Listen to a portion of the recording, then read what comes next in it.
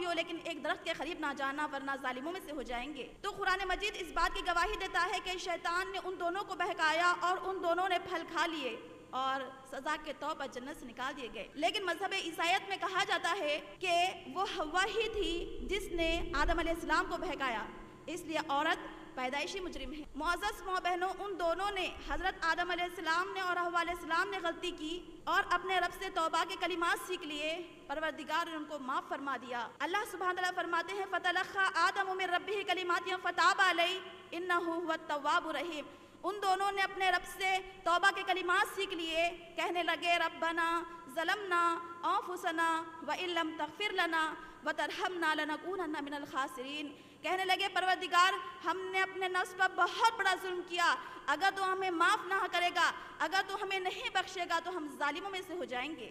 لیکن مذہب عیسائیت میں کہا جاتا ہے کہ حوا علیہ السلام کی اولاد کے لیے اللہ تعالیٰ نے یہ سزا رکھی ہے کہ مرد زندگی بھر محنت کرے۔ معزز ماں اور بہنوں، مذہب عیسائیت میں عورت کو پیدائشی مجرم سمجھا جاتا ہے، اس لیے کہ حضرت حوا علیہ السلام کے بہکانے پر آدم علیہ السلام نے درخت کے پھل کو کھا لیا۔ لیکن قرآن مجید گواہی دیتا ہے کہ ان دونوں نے اپنے رب سے توبہ کے کلمات سیکھ لیے، رب کی طرف رجوع کیا، کہا ربنا ظلمنا انفسنا وان لم تغفر لنا وترحمنا لنکونن من الخاسرین۔ دونوں نے کہا پروردگار ہم نے اپنے نفس پر بہت بڑا ظلم کیا، اگر تو ہمیں معاف نہیں کرے گا، اگر تو ہمیں نہیں بخشے گا تو ہم ظالموں میں سے ہو جائیں گے۔ مذہب عیسائیت میں کہا جاتا ہے کہ حضرت حوا علیہ السلام کی غلطی کی سزا ان کی اولاد کے لیے یہ رکھی گئی ہے کہ مرد زندگی بھر محنت کرے، اور عورت کے لیے تکلیف رکھی گئی ہے کہ ماہواری اور زچگی کی تکلیف کو برداشت کرے۔ اگر ہم قرآن مجید کا مطالعہ کرتے ہیں تو اس کے اندر معلوم ہوتا ہے کہ حمل اور زچگی کی تکلیف کے ذریعے سے عورت کے مقام و مرتبے میں اضافہ کیا جاتا ہے۔ سورہ احقاف آیت نمبر 14، وَوَصَّيْنَا الْإِنسَانَ بِوَالِدَيْهِ إِحْسَانًا حَمَلَتْهُ أُمُّهُ وَهْنًا عَلَىٰ وَهْنٍ وَفِصَالُهُ فِي عَامَيْنِ أَنِ اشْكُرْ لِي وَلِوَالِدَيْكَ اِلَيَّ الْمَصِيرُ۔ ہم نے انسانوں کو والدین کے ساتھ حسن سلوک کرنے کا حکم دیا۔ ماں نے تکلیف پہ تکلیف جھیل کر اس کو پیٹ میں رکھا اور تکلیف پہ تکلیف جھیل کر اس کو جنا۔ ہم نے حکم دیا ہے کہ والدین کا اور میرا زیادہ سے زیادہ شکر ادا کرنا۔ مذہب عیسائیت کے پاسٹرز عورت کو پیدائشی مجرم قرار دیتے ہیں اور عورت کو یہ تعلیم دی جاتی ہے کہ وہ کنواری رہ کر زندگی گزارے اور مرد راہب بن کر رہنے کو اپنے لیے اعزاز سمجھتے ہیں، اور مذہب عیسائیت میں عورت کو معرفت الہی کے راستے میں رکاوٹ سمجھتے ہیں۔ معزز ماں و بہنوں، آپ بتائیے جس معاشرے میں عورت کو پیدائشی مجرم سمجھا جائے، معرفت الہی کے راستے میں رکاوٹ سمجھا جائے، وہ معاشرہ عورت کو اور کیا مقام دے سکتا ہے؟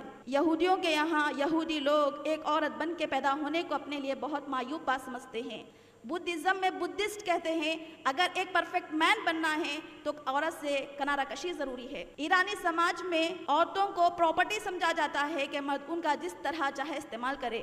معزز ماں بہنوں، آپ یہ بتائیے جس معاشرے میں عورت کو پراپرٹی سمجھا جائے، مرد اس کا جس طرح چاہے استعمال حلال سمجھے، وہ معاشرہ عورت کو اور کیا مقام دے سکتا ہے؟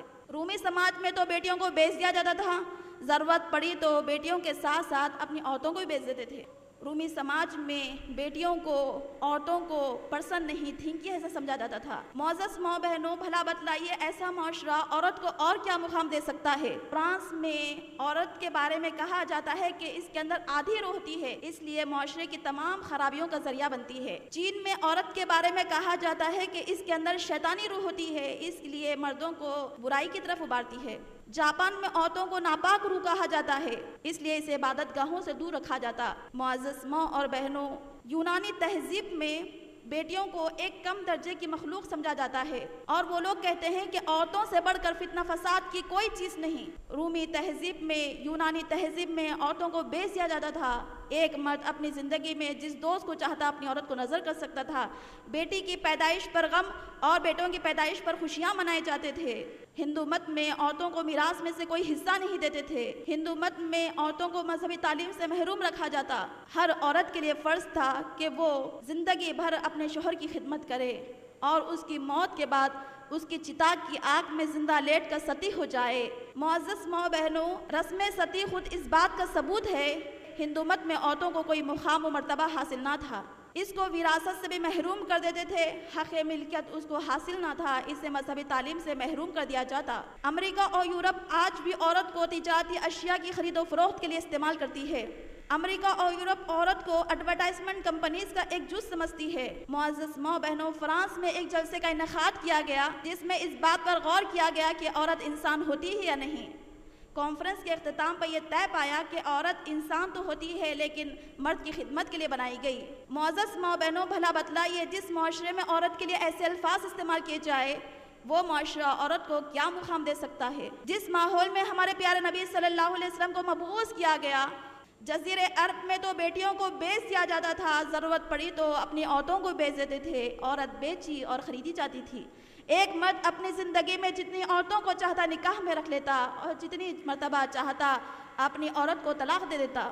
نکاح اور طلاق پر کوئی پابندی نہیں تھی، ایک مرد اپنی عورت کو جتنی مرتبہ چاہتا طلاق دے دیتا اور عدت ختم ہونے سے پہلے رجوع کر لیتا۔ معزز ماں بہنوں، عرب میں یہ بات فرض تھی کہ جس عورت کا شوہر مر جائے، جس طرح وراثت کی چیزیں اولاد میں تقسیم ہوتی ہے اسی طریقے سے بیوی بھی اولاد کے حصے میں آ جائے۔ جزیرے عرب میں جس عورت کا شوہر مر جاتا اس کو 2 سال کے لیے مکہ مکرمہ کے باہر کال کوٹری میں قید کر دیا جاتا اور اسے نفقہ بھی نہیں دیا جاتا، اسے ضروریات زندگی بھی پوری نہیں دی جاتی۔ جب یہ 2 سال کی زندگی کاٹ کر وہ واپس آتی تو اس کے منہ کو سیاہ کر کے مکہ مکرمہ میں پھرایا جاتا، پھر اسے گھر میں رہنے کی اجازت دی جاتی۔ معزز ماں بہنوں، اب شوہر مارا اپنی خزاں سے، بھلا اس میں عورت کا کیا قصور ہے؟ جزیرے عرب میں بیٹی کو زندہ درگور کر دیا جاتا تھا۔ اللہ تعالیٰ ارشاد فرماتے ہیں وَإِذَا الْمَوْءُودَةُ سُئِلَتْ، جب زندہ گاڑی ہوئی عورتوں سے پوچھا جائے گا تجھے کس جرم کی وجہ سے قتل کر دیا گیا تھا۔ معزز ماں اور بہنوں، جب بھی جزیرہ عرب میں بیٹیوں کی پیدائش کی خوشخبری سناتی تو مرد لوگ اپنے چہروں کو مایوسی کے ساتھ نظریں جھکا لیتے تھے۔ اللہ تعالیٰ ارشاد فرماتے ہیں وَإِذَا بُشِّرَ أَحَدُهُمْ بِالْأُنثَىٰ ظَلَّ وَجْهُهُ مُسْوَدًّا وَهُوَ كَظِيمٌ، جب ان کے یہاں اولاد کی بیٹی ہونے کی خوشخبری سنائی جاتی تو مرد حضرات اپنے چہروں کو شرمندگی کے ساتھ نیچے کر لیتے اور دل ہی دل میں گھٹنے لگ جاتے۔ معزز ماں بہنوں، دنیا کے ہر مذہب کی تاریخ گواہ ہے کہ عورت کو دنیا میں کوئی مقام وہ مرتبہ حاصل نہ تھا، اس کے وجود کو ذلت، شرم، گناہ کا وجود خیال کیا جاتا تھا، بیٹی کی پیدائش کو اپنے لیے معیوب سمجھا جاتا تھا، عورت بیچی اور خریدی جاتی تھی۔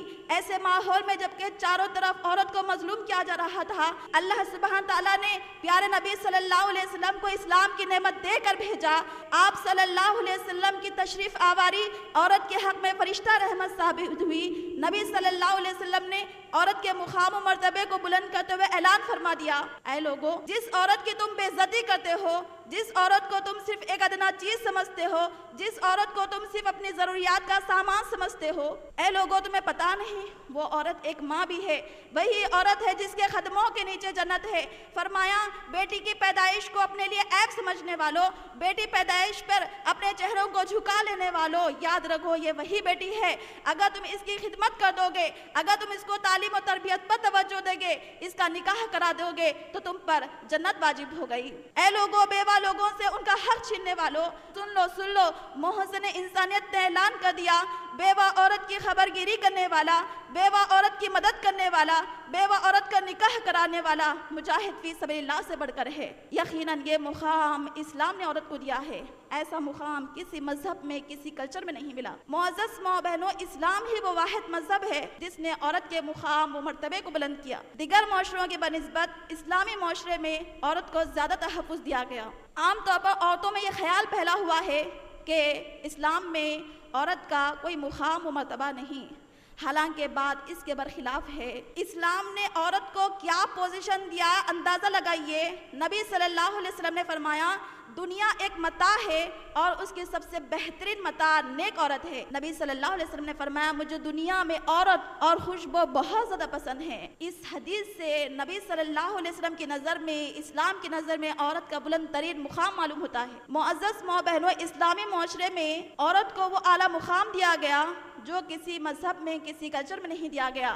کیا ہم خواتین اس بات کو نہیں جانتے اسلام نے عورت کو حق مہر دے رکھا ہے، حق نان نفقہ دے رکھا ہے، حق خلا دے رکھا ہے، حق وراثت دے رکھا ہے، حق اظہار رائے دے رکھا ہے، حق نے حسن سلوک دے رکھا ہے؟ معزز ماں بہنوں، یقیناً اسلام نے عورت کے ایسے حقوق متعین کر دیے جو ان کی باعزت اور مطمئن زندگی کی ضمانت ہے۔ نبی صلی اللہ علیہ وسلم حجۃ الوداع کے موقع پر عورتوں کو فراموش نہیں کیا، فرمایا اے مردوں، عورتوں کے ساتھ بہتر سلوک کرنا، اس لیے کہ وہ تمہارے پاس بمنزلہ قیدی کے ہے۔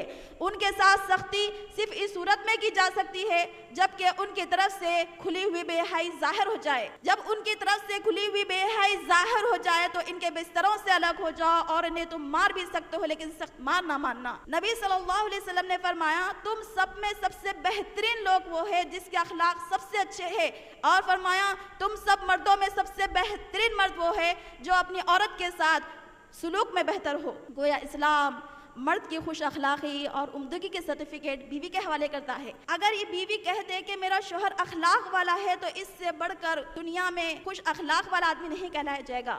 والدین اپنے بیٹے کی تعریف کر سکتے ہیں کیونکہ وہ ان کے والدین ہیں، آدمی کی تعریف اس کے دوست کر سکتے ہیں، رشتہ دار کر سکتے ہیں، لیکن عورت اس بات کی گواہی دے دے کہ میرا شوہر خوش اخلاق والا ہے تو اس سے بڑھ کر دنیا میں کوئی مرد سمجھا نہیں جائے گا۔ معزز ماں بہنوں، اس لیے کہ جب آدمی اپنے گھر کو آتا ہے تو غصے کا اظہار بار بار بیوی کے سامنے کرتا رہتا ہے۔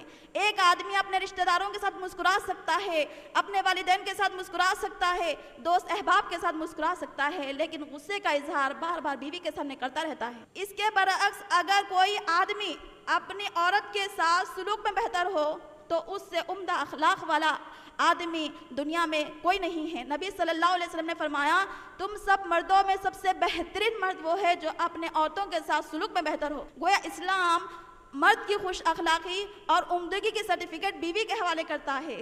اگر بیوی کہہ دے کہ میرا شوہر اخلاق والا ہے تو اس سے بہتر اخلاق والا کوئی مرد نہیں سمجھا جائے گا۔ معزز ماں بہنوں، یہ عورت کو اسلام نے یہ مقام دیا ہے کہ فرشتے کے ذریعے سے عورت کو سلام بھیجایا ہے۔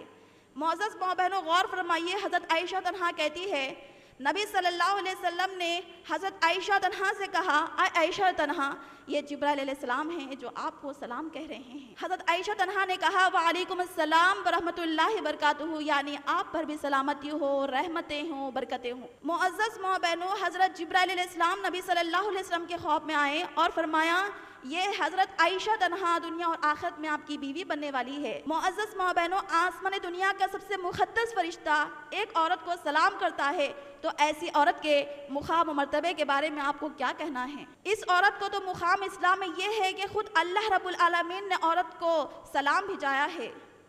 نبی صلی اللہ علیہ وسلم کے پاس جبرائیل علیہ السلام آئے اور فرمایا نبی صلی اللہ علیہ وسلم حضرت خدیجہ تنہا آپ کے پاس تشریف لا رہی ہے، ان کے ہاتھ میں برتن ہے، جب وہ آپ کے پاس آئے تو کہنا کہ ان کے رب نے ان کو سلام بھیجایا ہے، میری طرف سے بھی سلام کہنا، اور انہیں جنت میں ایسے موتی کے محل کی خوشخبری سنانا جس میں نہ شور ہوگا، نہ غل ہوگا، نہ ہی تھکان ہوگی۔ یہ حدیث بتا رہی ہے حضرت خدیجہ تنہا وہ قابل احترام عورت ہے جسے اللہ رب العالمین نے سلام بھیجایا ہے۔ ایسی عورت کے مقام و مرتبے کے بارے میں آپ کو کیا کہنا ہے؟ معزز ماں بہنوں، میں اور آپ اچھی طریقے سے جانتے ہیں اس دنیا میں چاہے مرد ہو یا عورت، اس کے چار کردار ہوتے ہیں۔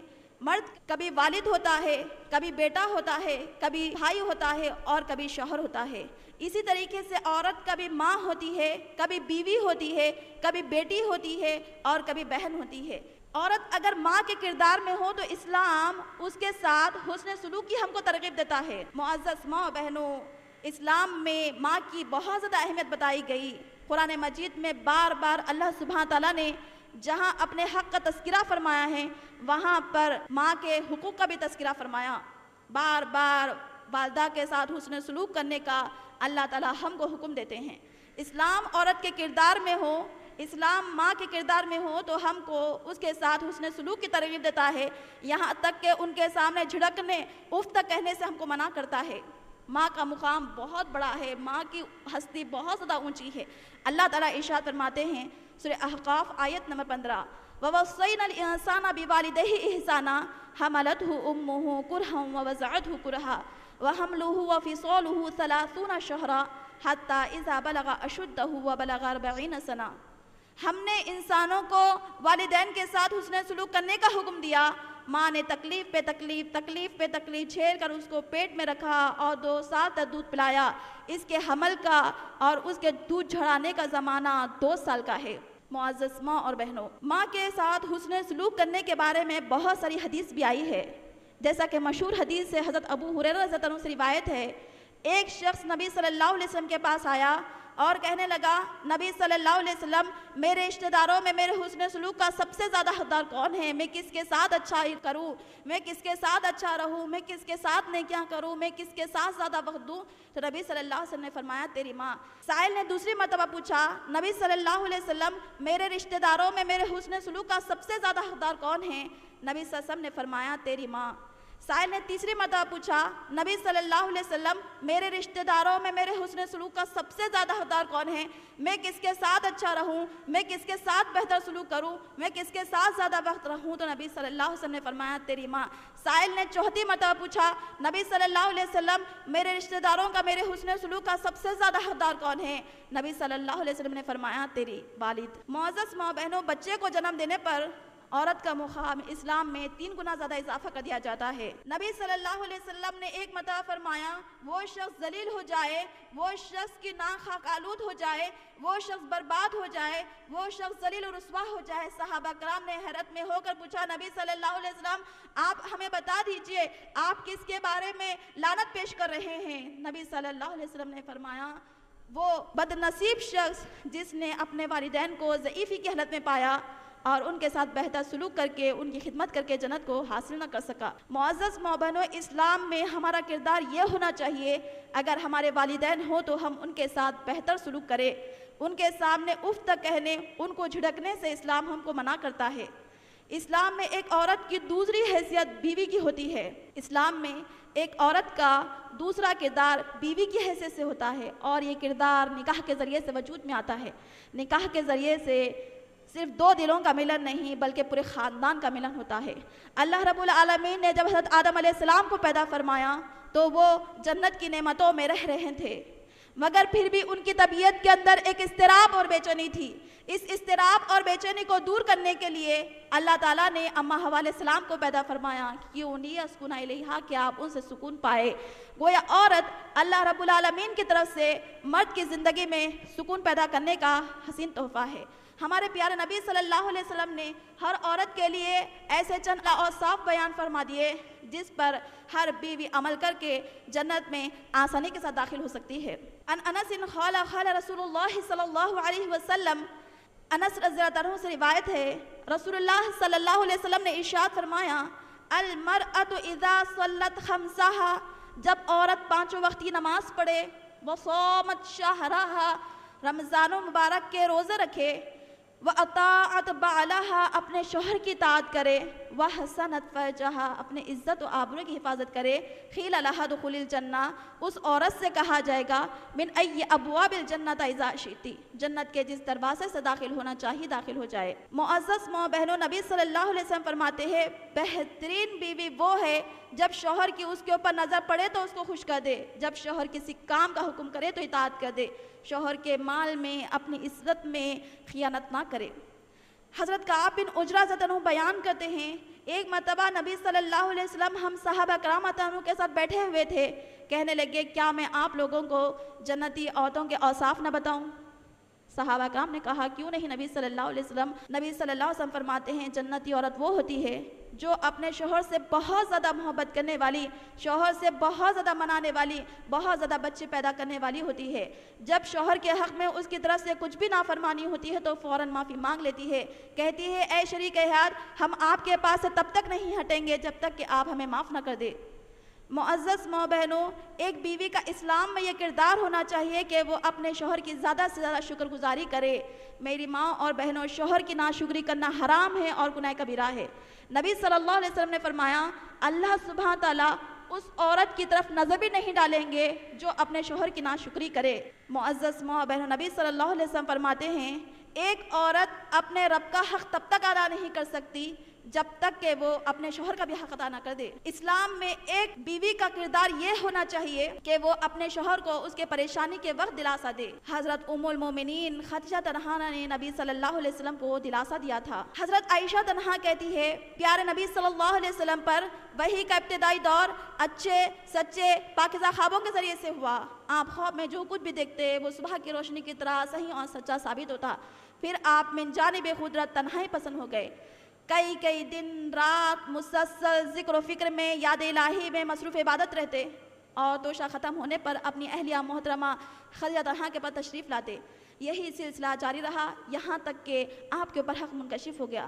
ایک مرتبہ آپ غار حرا میں مصروف عبادت تھے، اچانک جبرائیل علیہ السلام آپ کے پاس آئے اور کہنے لگے اقرا پڑھو۔ نبی صلی اللہ علیہ وسلم نے فرمایا ما انا بخاری، میں پڑھا ہوا نہیں ہوں۔ اس بات پر فرشتے نے مجھے اس طرح جھنجھوڑا پکڑا گویا میری جان نکل گئی۔ فرمایا اقرا پڑھو۔ نبی صلی اللہ علیہ وسلم نے فرمایا ما انا بخاری، میں پڑھا ہوا نہیں ہوں۔ اس بات پر فرشتے نے مجھے تیسرے مرتبہ اس طرح جھنجھوڑا گویا میری جان نکل گئی۔ فرمایا اقرا پڑھو۔ نبی صلی اللہ علیہ وسلم نے فرمایا ما انا بخاری، میں پڑھا ہوا نہیں ہوں۔ چوتھی مرتبہ فرشتے نے مجھے اس طرح جھنجھوڑا پکڑا گویا میری جان نکل گئی۔ فرمایا اقرا بسم ربک الذی خلق، پڑھو اپنے رب کے نام سے جس نے تم کو پیدا کیا۔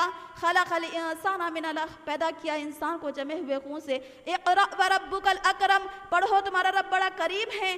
الذی علم بالقلم، جس نے انسان کو قلم کے ذریعے سے علم سکھایا۔ علم الانسان ما لم یعلم، انسان کو وہ سکھایا جو نہیں جانتا تھا۔ بس یہی آیتیں سن کر آپ جبرائیل علیہ السلام سے اپنے گھر کو اس کیفیت میں لوٹے کہ آپ کا دل اس انوکھے واقعے سے کانپ رہا تھا۔ آپ نے فرمایا اے خدیجہ تنہا، مجھے چادر اڑا دو، مجھ پر کنبل ڈال دو، مجھ پر ٹھنڈا پانی ڈال دو، مجھے تو میری جان کا خوف ہو گیا ہے۔ معزز ماں بہنوں، خدیجہ تنہا نے جب دیکھا کہ نبی صلی اللہ علیہ وسلم سے غم کی کیفیت دور ہوئی تو وجہ دریافت کی۔ خدیجہ تنہا سے نبی صلی اللہ علیہ وسلم نے تفصیلی واقعہ سنایا اور فرمایا اے خدیجہ تنہا، مجھے تو میری جان کا خوف ہو گیا ہے۔ معزز ماں بہنوں، اس موقع پر ایک بیوی کا، حضرت خدیجہ تنہا کا، ام المومنین کا جو کردار ادا ہو رہا ہے اس میں میرے اور آپ کے لیے بہترین درس ہے۔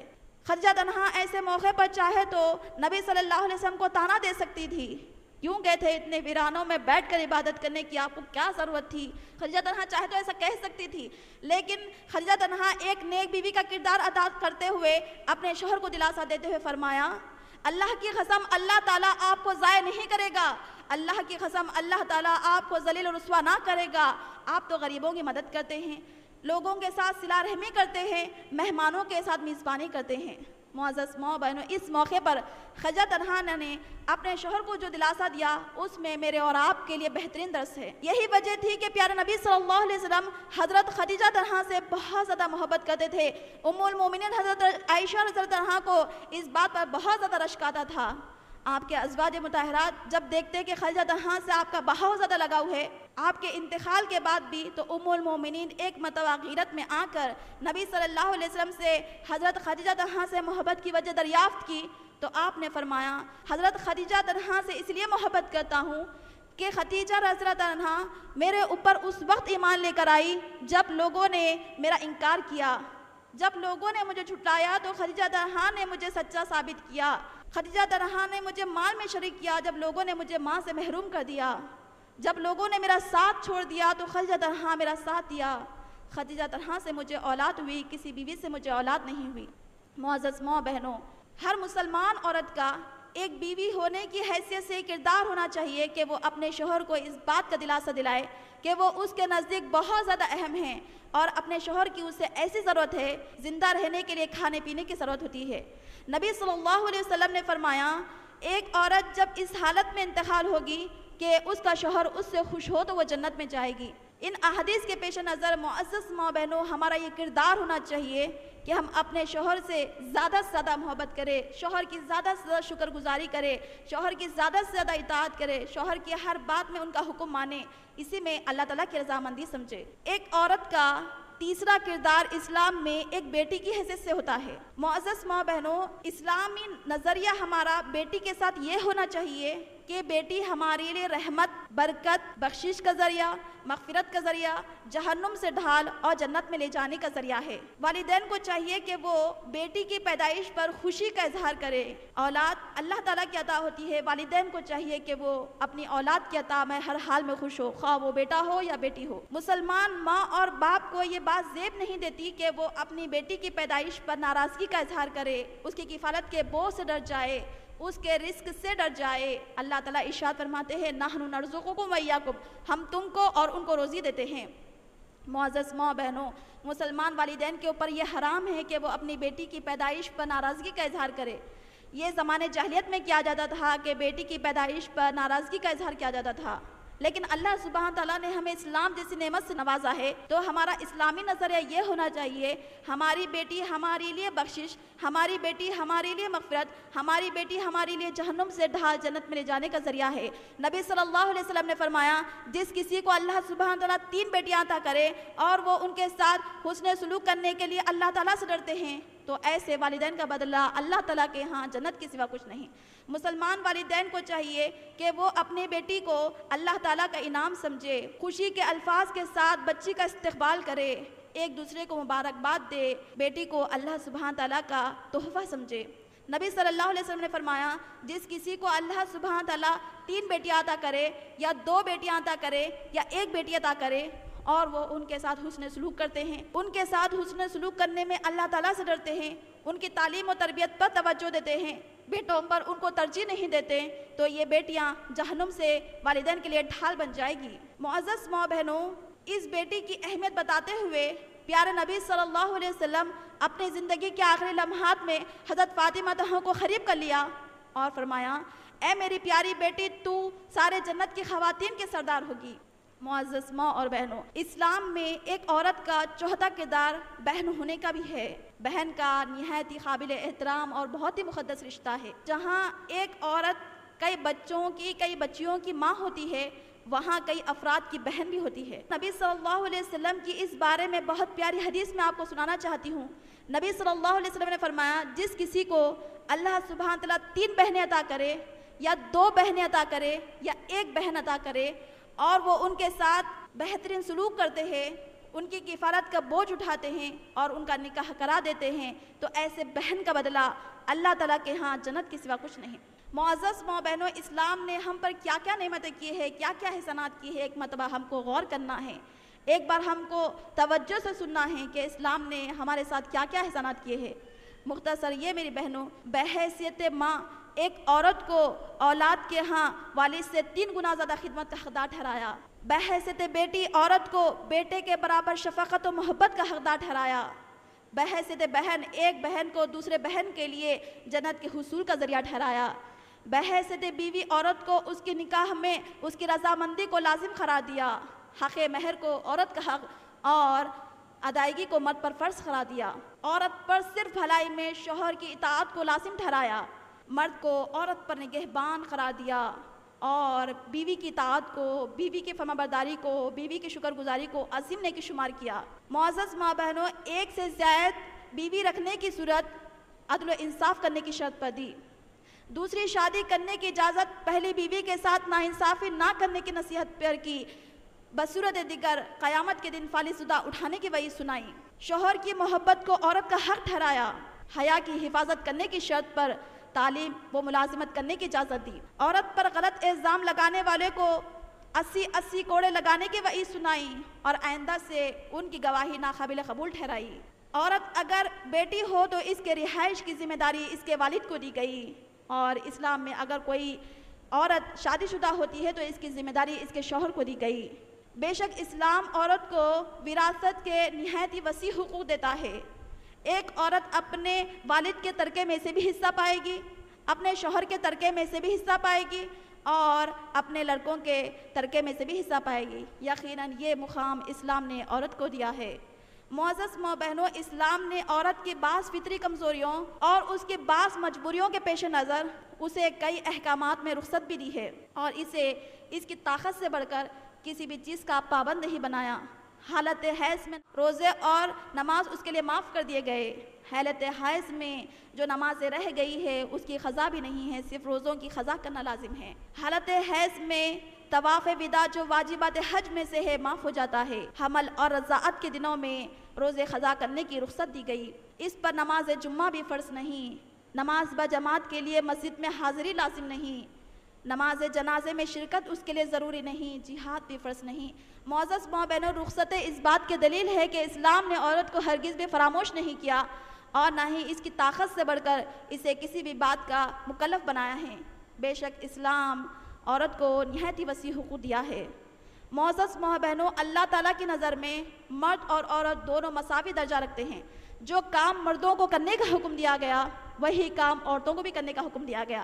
مثلا مرد کو ایک اللہ پر ایمان رکھنے کا حکم دیا گیا تو عورتوں کو بھی ایک اللہ پر ایمان رکھنے کا حکم دیا۔ مردوں کو بھی اللہ پر، رسولوں پر، کتابوں پر، فرشتوں پر، آخرت پر، تقدیر پر ایمان رکھنے کا حکم دیا تو وہیں عورتوں کو بھی اللہ پر، رسولوں پر، کتابوں پر، فرشتوں پر، آخرت پر تقدیر رکھنے کا حکم دیا۔ جتنے بھی عبادتیں ہیں، عبادتوں پر عمل کا طریقہ مردوں اور عورتوں دونوں کے لیے اللہ تعالیٰ نے ایکول رکھا ہے۔ نماز، روزہ، زکوٰۃ، حج کی ادائیگی کا حکم مردوں اور عورتوں دونوں کے لیے ایکول ہے۔ اس سے یہ بات ہم کو معلوم ہوتی ہے کہ اسلام نے عورت کو کبھی بھی کم نہیں سمجھا۔ معزز ماں بہنوں، اللہ سبحانہ تعالیٰ نے جتنے احکامات دیے ہیں، جتنے عبادات دیے ہیں، عبادت پر عمل کا طریقہ مردوں اور عورتوں دونوں کے لیے ایکول ہے۔ جتنے بھی سزائیں اللہ تعالیٰ نے قرآن مجید میں بتائے ہیں وہ مردوں اور عورتوں دونوں کے لیے ایکول ہے۔ اللہ تعالیٰ فرماتے ہیں چوری کرنے والے مرد اور عورت کے ہاتھ کاٹ دو، زنا کرنے والے مرد اور عورت کو 100 کوڑے لگاؤ، قتل قصاص میں مرد کے بدلے مرد اور عورت کے بدلے عورت قتل کی جائے گی۔ جتنے بھی نیکی کے کام ہیں، نیکی کا اجر و ثواب اللہ تعالیٰ کے نزدیک مرد اور عورت دونوں کے لیے ایکول ہے۔ مثال کے طور پر اگر کوئی مرد اللہ تعالیٰ کی راہ میں 10 دینار خرچ کرتا ہے تو اس کا اجر و ثواب، کوئی مرد 10 دینار خرچ کرتا ہے، کوئی عورت 10 دینار خرچ کرتی ہے تو اس کا اجر و ثواب اللہ تعالیٰ کی نظر میں ایکول ہے۔ نہ اللہ تعالیٰ مردوں کو اجر و ثواب میں زیادہ دے گا، نہ عورتوں کو عورت ہونے کی حیثیت سے کم کرے گا۔ اس بات کو ہم سورہ نحل آیت 88 سے اس طرح سمجھ سکتے ہیں۔ اللہ تعالیٰ ارشاد فرماتے ہیں من عمل صالحا من ذکر او انثی وهو مؤمن فلنحيينه حیاة طیبا ولنجزینهم اجرهم بأحسن ما كانوا يعملون۔ جو کوئی مرد اور عورت نیک کام کریں گے اور وہ صاحب ایمان ہوں گے تو ہم انہیں دنیا میں بہترین زندگی عطا کریں گے اور مرنے کے بعد ان کے لیے ہمارے نزدیک بہت بڑا ثواب ہوگا۔ معزز ماں اور بہنوں، اسلام نے مردوں اور عورتوں دونوں کو تعلیم حاصل کرنے کا حق بھی ایکول دیا ہے۔ اس سے یہ بات ہم کو معلوم ہوتی ہے میری ماں بہنوں، اسلام نے عورت کے کردار کو اہمیت دیتے ہوئے اسے تعلیم میں بھی اجازت دی ہے۔ اللہ تعالیٰ نے قرآن مجید میں ارشاد فرمایا اقرأ بسم ربک الذی خلق، پڑھو اپنے رب کے نام سے جس نے تم کو پیدا کیا۔ تو یہ آیت مرد اور عورت دونوں کے لیے ایکول ہے۔ اللہ سبحانہ تعالیٰ نے اس آیت میں یہ نہیں کہا مردوں صرف تم ہی علم حاصل کرو، بلکہ یہ آیت مردوں اور عورتوں دونوں کے لیے ایکول ہے۔ جتنا مردوں کو تعلیم حاصل کرنے کا حکم دیا گیا اتنا ہی عورتوں کو دیا گیا۔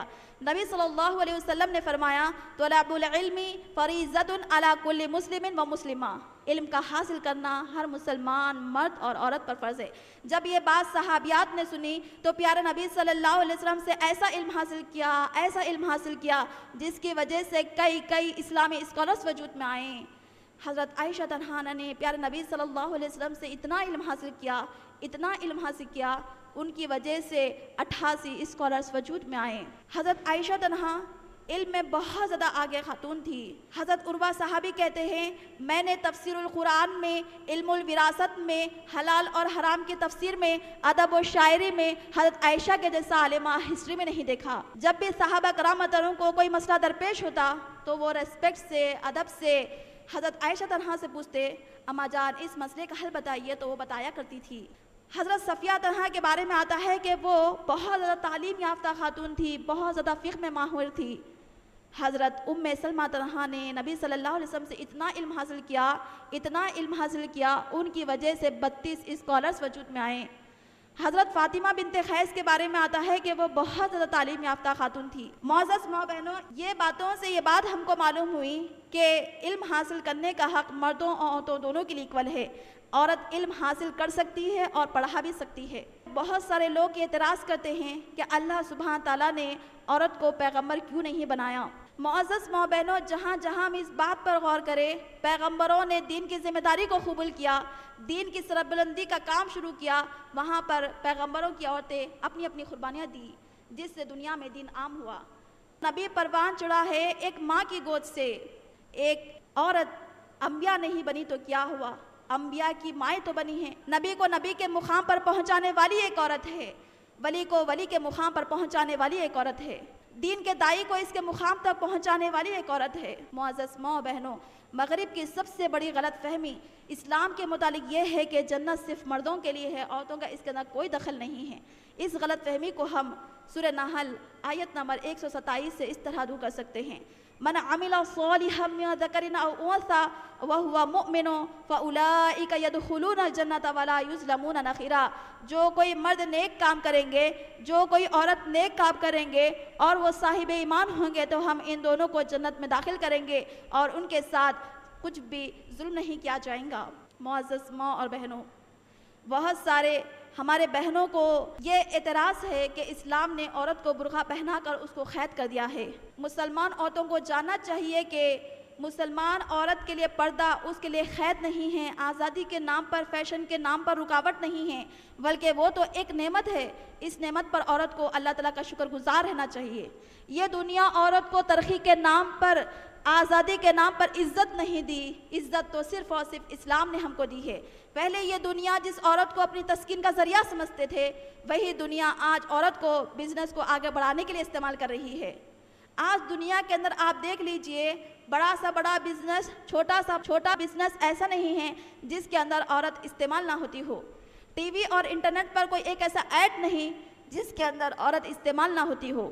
یہ دنیا ترقی کے نام پر معصوم بہنوں کے ذہنوں پر سائیکولوجیکل وار کر رہی ہے، ان کے ذہنوں کو تبدیل کر رہی ہے۔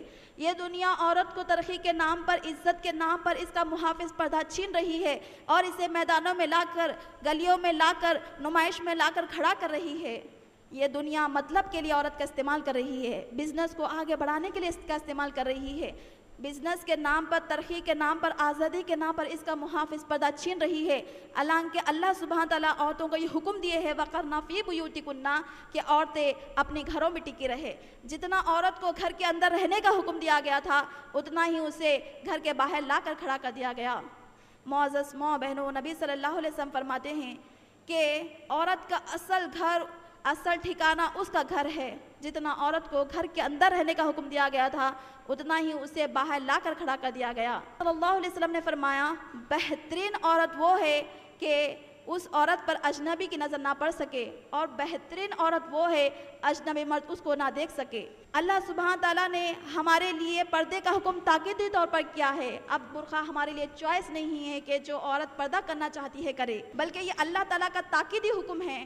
جو ہماری بہنیں پردہ نہیں کرتی ان کو جان لینا چاہیے کہ پردہ ہمارے لیے چوائس نہیں، بلکہ اللہ تعالیٰ کا خاص طور پر ہمارے لیے حکم یہی ہے۔ شریعت ہماری فطرت کو اچھی طریقے سے جانتی ہے، ہماری فطرت میں یہ چیز رکھی گئی ہے کہ عورت پردہ کرنا۔ اللہ تعالیٰ ہم کو تاکیدی حکم کرتے ہیں وَقَرْنَ فِي بُيُوتِكُنَّ کہ عورتیں اپنے گھروں میں ٹکی رہے۔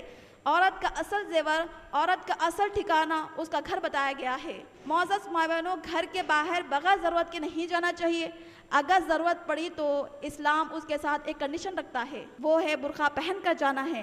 قرآن مجید میں برقعے کے لیے واضح ہمارے لیے حکم آیا ہے۔ سورہ احزاب آیت نمبر 59 اللہ تعالیٰ ارشاد فرماتے ہیں، یا ایھا النبی قل لازواجک وبناتک ونساء المؤمنین یدنین علیہن من جلابیبہن۔ اے نبی صلی اللہ علیہ وسلم، اپنی بیویوں، بیٹیوں، صاحبزادیوں اور سارے مسلمان عورتوں سے کہہ دیجئے کہ وہ اپنے اوپر جلباب کو ڈال لیا کرے۔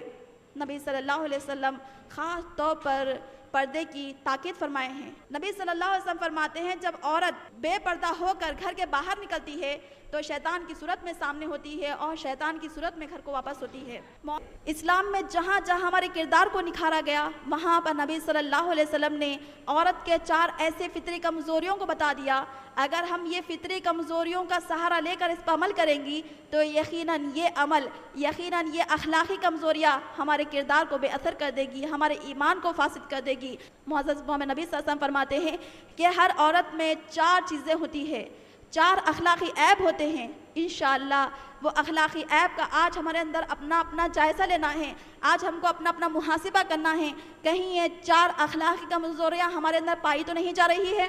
سب سے پہلے اس کے اندر حسد ہوتا ہے، دوسری چیز اس کے پاس غصہ ہوتا ہے، تیسری چیز اس کے پاس غیبت کرنے کی عادت ہوتی ہے، چوتھی چیز اس کے پاس ناشکر پن کی عادت ہوتی ہے۔ مردوں کی بنسبت عورتوں کے اندر یہ 4 اخلاقی کمزوریاں پائی جاتی ہے، انشاءاللہ آج وہ ہم کو دور کرنا ہے، اللہ تعالیٰ سے مدد چاہنا ہے، خلوص دل سے دعا کرنا ہے کہ اللہ ہم یہ عادتیں ہمارے اندر سے نکالنا چاہ رہی ہے، آپ ہماری مدد فرمائیں، تو یقیناً اللہ سبحانہ تعالیٰ مدد کریں گے۔ سب سے پہلی چیز نبی صلی اللہ علیہ وسلم فرماتے ہیں جس سے ہم کو پرہیز کرنا ہے وہ ہے حسد۔ حسد کا مطلب یہ ہوتا ہے کسی دوسرے شخص کے پاس عیش و عشرت کا سامان دے کر عورت یہ حسرت کرے کہ یہ نعمتیں اس کے پاس نہ رہے۔ یقیناً یہ قلبی مرض دین و دنیا کے لحاظ سے نقصان دہ ہے، نبی صلی اللہ علیہ وسلم اس سے ہم کو روکتے ہیں، جہاں نبی صلی اللہ علیہ وسلم جس کام سے روکے اس سے ہم کو رکنا ہے۔ نبی صلی اللہ علیہ وسلم فرماتے ہیں حسد سے بچو، حسد نیکیوں کو اس طرح کھا جاتا ہے جیسے آگ سوکھی لکڑیوں کو کھا جاتا ہے۔ نبی صلی اللہ علیہ وسلم نے فرمایا بہترین عورت وہ ہے جس کے دل میں کسی کے لیے حسد نہیں۔ معزز ماں بہنوں، سب سے پہلی چیز ہم حسد سے پرہیز کرنا ہے، کیونکہ یہ چیز ہمارے ایمان کو فاسد کرنے والی ہے، ہمارے اسلامی کردار کو خراب کرنے والی ہے، ہمارے اعمال کو برباد کرنے والی ہے۔ دوسری چیز جس سے ہم کو پرہیز کرنا ہے وہ ہے غصہ۔ مردوں کے بنسبت عورتوں میں بہت زیادہ غصہ پایا جاتا ہے، چھوٹوں پر غصہ، بڑوں پر غصہ، شوہر پر غصہ، بات پر تیور چڑھے ہوئے ہوتے ہیں۔ معزز ماں بہنوں، یہ بات ہم کو جان لینا چاہیے کہ غصہ ایمان کو فاسد کرنے والا ہے۔ نبی صلی اللہ علیہ وسلم نے صحابہ کرام سے پوچھا پہلوان کون ہوتا ہے بتائیے؟ صحابہ نے کہا پہلوان وہ ہوتا ہے جو کشتی میں کسی کو پچھاڑ دے۔ نبی صلی اللہ علیہ وسلم نے فرمایا نہیں، پہلوان تو وہ ہوتا ہے جو غصے کے وقت اپنے نفس کو کنٹرول میں رکھے۔ معزز ماں بہنوں، دوسری چیز غصے سے ہم کو پرہیز کرنا ہے۔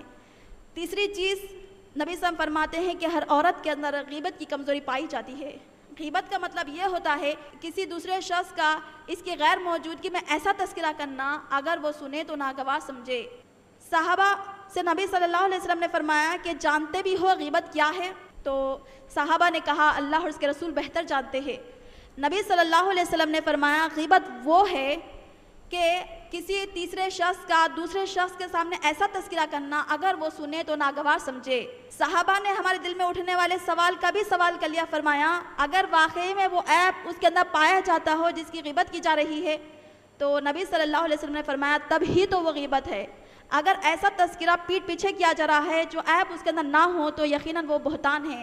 غیبت اور بہتان اسلام میں کبیرہ گناہ ہے۔ تیسری چیز میری بہنوں، غیبت سے ہم کو پرہیز کرنا ہے، کیونکہ غیبت کی عادت ہم عورتوں میں بہت زیادہ پائی جاتی ہے۔ 2 عورتیں کیا مل گئی، تیسرے کا ضرور ذکر کیا جاتا ہے، فلاں میں ایسا عیب ہے، فلاں عورت ایسی ہے انشاءاللہ ہم اسلامی عورت بننا ہے، اسلامی کردار میں یہ چیز ایڈ کرنا ہے کہ تیسری چیز ہم کو غیبت سے پرہیز کرنا ہے۔ چوتھی چیز جس سے رسول اللہ صلی اللہ علیہ وسلم نے ہم کو منع فرمایا وہ ہے ناشکری پن کی عادت۔ مردوں کی بنسبت عورتوں میں ناشکر پن کی بہت زیادہ عادت ہوتی ہے، وہ اپنے شوہر کی بہت زیادہ ناشکری کرتی ہے۔ یہی وجہ ہے کہ اسماء بنت یزید فرماتی ہے میں کچھ ہم عمر عورتوں کے ساتھ بیٹھی ہوئی تھی کہ نبی صلی اللہ علیہ وسلم نے ہم کو سلام کیا، فرمایا تم اچھے سلوک کرنے والی شوہر کی ناشکری سے بچو۔ تم عورتوں کا حال یہ ہوتا ہے کہ ایک لمبے عرصے تک اپنے والدین کے گھر میں ہوتی ہے، پھر اللہ سبحانہ تعالیٰ شوہر عطا فرماتے ہیں، پھر اس کو بچے ہو جاتے ہیں تو پھر اپنے شوہر میں تھوڑی سی ناراضگی دیکھ لیتی ہے تو کہتی ہے میں نے آج تک آپ میں کوئی اچھائی دیکھی نہیں۔ نبی صلی اللہ علیہ وسلم نے فرمایا کہ شوہر کی ناشکری کرنا حرام ہے۔ نبی صلی اللہ علیہ وسلم نے صحابیات سے فرمایا اے عورتوں کی جماعت تم بہت زیادہ صدقہ و خیرات کیا کرو۔ صحابیات نے پوچھا کیوں نبی صلی اللہ علیہ وسلم؟ تو نبی صلی اللہ علیہ وسلم نے فرمایا اے عورتوں کی جماعت تم بہت زیادہ صدقہ و خیرات کیا کرو کیونکہ میں نے جہنم میں تمہاری تعداد زیادہ دیکھی۔ صحابیات نے پھر وجہ پوچھی کیوں نبی صلی اللہ علیہ وسلم؟ تو نبی صلی اللہ علیہ وسلم نے فرمایا کہ تم اپنے شوہروں کی بہت زیادہ ناشکری کرتی ہو اور لوگوں پر بہت زیادہ لعن طعن کرتی ہو۔ معزز ماں بہنوں، ہمارا اسلامی نظریہ ہمارے گھر میں اس طرح ہونا چاہیے کہ ہم اپنے شوہر کے زیادہ سے زیادہ شکر گزار ہو۔ شوہر کی طرف سے اگر کچھ ہم کو نیکی ملتی ہے تو ہم اس کو محسوس کرنا چاہیے، آپس میں جزاک اللہ خیرن کہنے کا طریقہ اپنانا چاہیے۔ یقیناً اس سے آپس میں محبت ہوگی اور اللہ تعالیٰ بھی خوش ہوں گے، نعمتوں میں اور زیادہ اضافہ کریں گے۔ اللہ تعالیٰ ارشاد فرماتے ہیں وَإِن تَشْكُرُوا يَرْضَهُ لَكُمْ، اگر تم شکر گزاری کرو گے تو اللہ تعالیٰ تم سے راضی ہو جائے گا۔ معزز ماں اور بہنوں، مسلمان عورت جھوٹ کی منافقت سے بچنے والی، جغل خوری سے بچ کر اپنی جنت کو بچانے والی، خطا رحمی سے بچ کر اپنے رب کی رحمت کی قدر کرنے والی، زنا جیسی بے شرمی سے بچنے والی، وعدوں کو پورا کرنے والی، سچ بولنے والی، غصے سے پرہیز کرنے والی، بخل سے اپنے آپ کو پناہ دینے والی، پڑوسیوں کے ساتھ بہتر سلوک کرنے والی، بخل سے اپنے آپ کو پناہ دینے والی ہوتی ہے۔ معزز ماں بہنوں، میں اپنی تقریر کے آخر میں حضرت ام سلمہ سے روایت کردہ ایک بہترین حدیث اور اس کے بعد اس کے شان نزول میں اترنے والی آیت اور اس کا مفہوم سمجھانا چاہتی ہوں۔ حضرت ام سلمہ تنہا نے ایک مرتبہ پیارے نبی صلی اللہ علیہ وسلم سے یہ وجہ دریافت کی، نبی صلی اللہ علیہ وسلم، ہم عورتوں کا قرآن مجید میں بہت کم تذکرہ ہوتا ہے، تو اس کے شان نزول میں اللہ سبحانہ تعالیٰ نے سورہ احزاب سورہ نمبر 33 آیت نمبر 35 نازل فرمائی۔ انشاءاللہ معزز ماں بہنوں، ہم کو سورہ احزاب آیت نمبر 35 کو زبانی یاد کرنا چاہیے، جس کے اندر مردوں کے کردار کے ساتھ ساتھ عورتوں کے کردار کو خصوصیت کے ساتھ بیان کیا گیا۔ اللہ تعالیٰ ارشاد فرماتے ہیں ان المسلمین والمسلمات، بے شک مسلمان مرد مسلمان عورتیں، والمؤمنین والمؤمنات، مومن مرد اور مومن عورتیں، والقانتین والقانتات، اللہ کے فرمان کے آگے جھک جانے والے مرد، اللہ کے فرمان کے آگے جھک جانے والی عورتیں، والصادقین والصادقات، سچ بولنے والے مرد اور سچ بولنے والی عورتیں، والصابرین والصابرات، مصیبت کے آگے پہاڑ بن جانے والے مرد، مصیبت کے آگے پہاڑ بن جانے والی عورتیں، والخاشعین والخاشعات، اللہ سے ڈرنے والے مرد اور اللہ سے ڈرنے والی عورتیں، والمتصدقین والمتصدقات، صدقہ دینے والے مرد اور صدقہ دینے والی عورتیں، والحافظین فروجہم والحافظات، اپنی عصمت کی، اپنے عزت و آبرو کی حفاظت کرنے والے مرد اور حفاظت کرنے والی عورتیں، والصائمین والصائمات، روزہ رکھنے والے مرد اور روزہ رکھنے والی عورتیں، والذاکرین اللہ کثیرا والذاکرات، اللہ کا ذکر کرنے والے مرد، اللہ کا ذکر کرنے والی عورتیں۔ ایسے 10 اوصاف کے لیے اللہ تعالیٰ نے فرمایا اعد اللہ لہم مغفرۃ واجرا عظیما، ایسے کردار رکھنے والے مرد اور ایسے کردار رکھنے والی عورتوں کے لیے ہم نے وسیع مغفرت، اجر و ثواب تیار کر رکھا ہے، ان کے لیے جنت کو تیار کر رکھا ہے۔ معزز ماں اور بہنوں، آخر میں اللہ رب العالمین سے دعا کرتی ہوں، رب العالمین ہم سب کے گناہوں کو معاف فرمائیں، ہمارے حاضری کو قبول فرمائیں، ہمارے خطاؤں کو درگزر فرمائیں، ہم سے ہماری برائیوں کو دور فرمائیں، ہمارے آنے اور جانے کو قبول فرمائیں۔ اے اللہ ہم کو دین پر ثابت قدم رکھے، اے اللہ ہم میں جو پریشان حال ہے ان کی پریشانی کو دور فرمائیے، اے اللہ ہم میں جو قرض دار ہے ان کی قرض کی ادائیگی کے لیے آسان صورت پیدا فرما دیجئے، اے اللہ ہم میں جو بیمار ہے ان کو شفاء کامل عطا فرما دیجئے، اے اللہ ہم خواتین کو دین پر ثابت قدم رکھ دیجئے، اے اللہ نبی صلی اللہ علیہ وسلم کی سنت پر عمل کرنا ہم سب کے لیے آسان کر دیجئے، اے اللہ ہمارے دین کی اصلاح فرما دیجئے، اے اللہ بدعات و خرافات سے ہماری حفاظت فرما دیجئے، اے اللہ بدعات و خرافات سے ہماری حفاظت فرما دیجئے، اے اللہ ٹی وی اور انٹرنیٹ کے ذریعے سے بے حیائی، بد تہذیبی، چھوٹے بڑوں کا ادب نہ کرنے کی عادت ہم میں آ رہی ہے، اس لعنت سے ہمارے گھر کو حفاظت میں رکھ لیجئے، اے اللہ ہمیں ہمارے شوہر کی آنکھوں کی ٹھنڈک بنا، ہمارے بچوں کو ہمارے لیے آنکھوں کی ٹھنڈک بنا، ہمیں والدین کے آنکھوں کی ٹھنڈک بنا، ہمیں متقیوں کا امام بنا، اشاعت حق، اشاعت دین کا کام لے لے، ہمارے نام اعمال کو متقیوں کے نام اعمال جیسا بنا، اے اللہ ہم میں جو لڑکیوں کے نکاح نہیں ہوئے ہیں انہیں متقی، باعمل، صالح، دیندار شوہر عطا فرما دیجئے، اے اللہ ہم میں جو بے اولاد ہے ان کو نیک صالح اولاد عطا فرما دیجئے، اے اللہ اس کانفرنس میں جو سنا گیا، جو سمجھا گیا اس پر عمل کرنا ہم سب خواتین کے لیے آسان فرما دیجئے، اے اللہ ہمارے اور ہمارے گناہوں کے درمیان اتنی دوری ڈال دیجئے جس طرح آپ نے مشرق و مغرب کے درمیان دوری ڈال دی، اے اللہ ہم تیرے غصے سے تیری رضا کی پناہ چاہتے ہیں، تیری سزا سے تیری معافی کی پناہ چاہتے ہیں، اے اللہ ہم آپ سے آپ کی پناہ چاہتے ہیں،